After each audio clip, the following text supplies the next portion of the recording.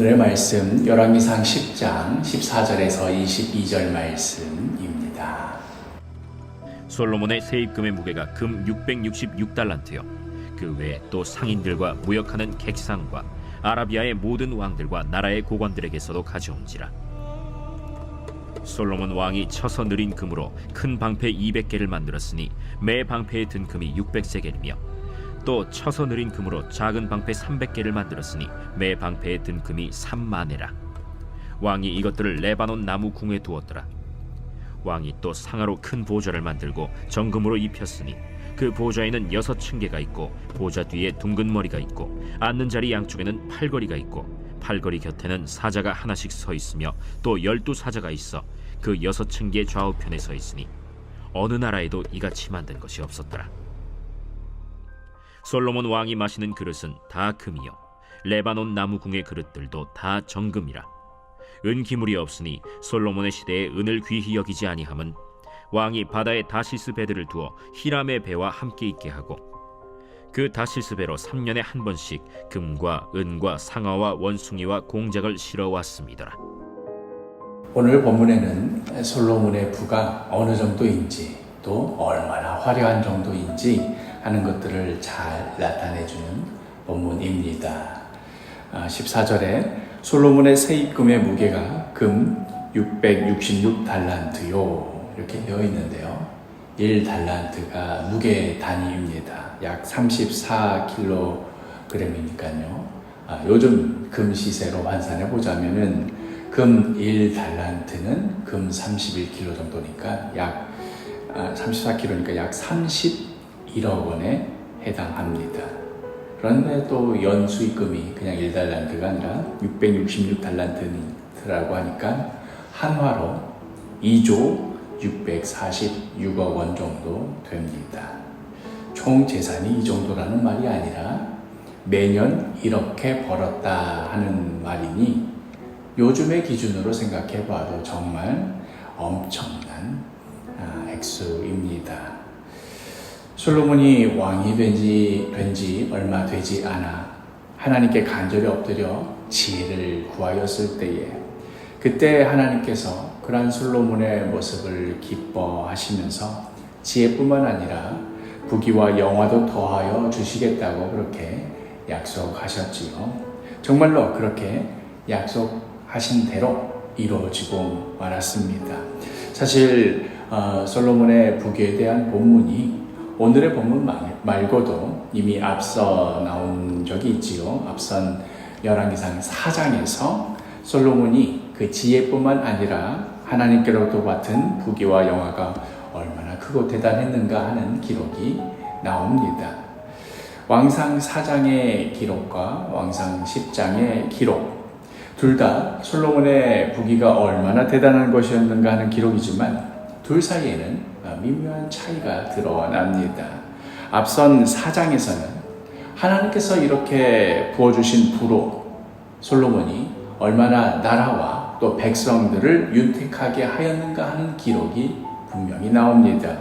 열왕기상 4장 25절을 보면 솔로몬이 사는 동안에 유다와 이스라엘이 단에서부터 브엘세바에 이르기까지 각기 포도나무 아래와 무화과 나무 아래서 평안히 살았더라.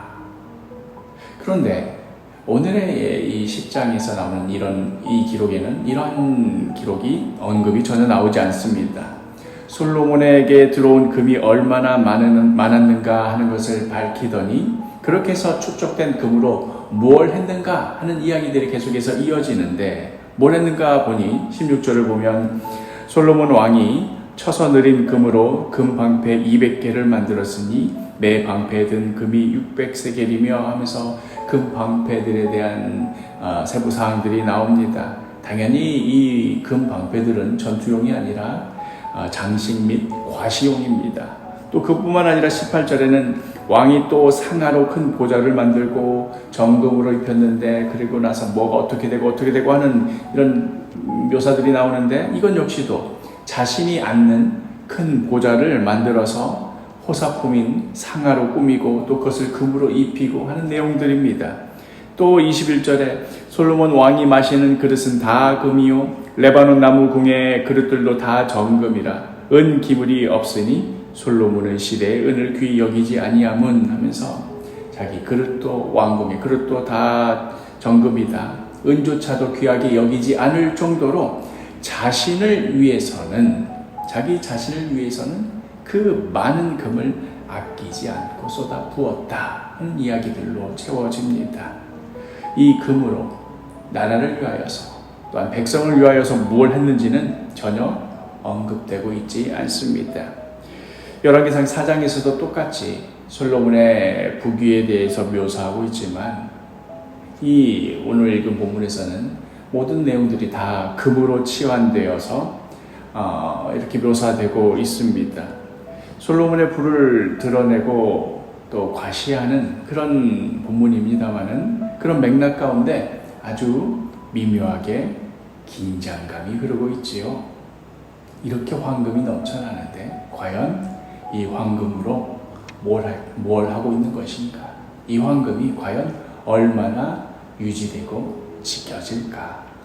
이토록 자기 자신만을 위하여 쏟아부어지는 부와 사치품들이 과연 얼마나 갈까? 아니나 다를까 솔로몬의 사후 바로 그 아들 때인 르호보암 때에 이스라엘은 분열되어서 10개나 되는 지파가 떨어져 나가게 되고 그렇게 황금으로 만들어 과시하던 큰 방패 200개와 작은 방패 300개는 애굽의 시삭 왕에게 모두 빼앗겨버리고 맙니다. 열왕기상 14장 25절에서 26절 르호보암 왕 제5년에 애굽의 왕 시삭이 올라와서 예루살렘을 치고 여호와의 성전의 보물과 왕궁의 보물을 모두 빼앗고 또 솔로몬이 만든 금 방패를 다 빼앗은지라.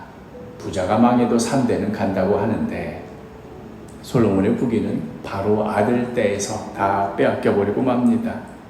하나님을 떠나고 나니 하나님께로부터 오는 복까지도 빼앗기고 마는 것입니다. 사랑하는 사도교회 식구 여러분, 우리는 모두들 복을 받기를 원합니다. 그러나 더 중요한 질문이 있습니다. 과연 그 복으로 무엇을 하려고 복을 원하는가 하는 질문입니다. 하나님과 함께하는 삶을 위하여서 하나님께서 나에게 주신 그 소명을 감당하기 위하여서 그것을 위하여서 우리의 여러 필요한 것들을 주님께 구하는 것은 매우 귀한 일이요 또 복된 일입니다. 그러나 하나님의 뜻을 위하여 구하던 복이 변질되어서 그저 복 자체를 구하기 위한 기도가 되고 나의 유익과 만족을 위한 복이 된다면 그 결과가 어떠한 것이 될지 너무나 자명한 것 아니겠습니까? 오늘 하루도 주님께 복을 구하시되 마음껏 구하십시오. 그런데 그 복으로 나 자신을 위한 것이 아니라 나를 불러주신 삶의 현장 가운데 하나님의 뜻에 순종하기 위하여 또한 주님께서 맡겨주신 나에게 보내주신 영혼들을 섬기기 위하여 구하십시오. 그리하여 필요한 모든 것들을 주님께 구하며 응답받으며 주님 안에서 넉넉하고 감사하고 풍성한 삶을 누리시는 우리 사도교회 성도 한 사람 한 사람 되시기를 간절히 축복합니다.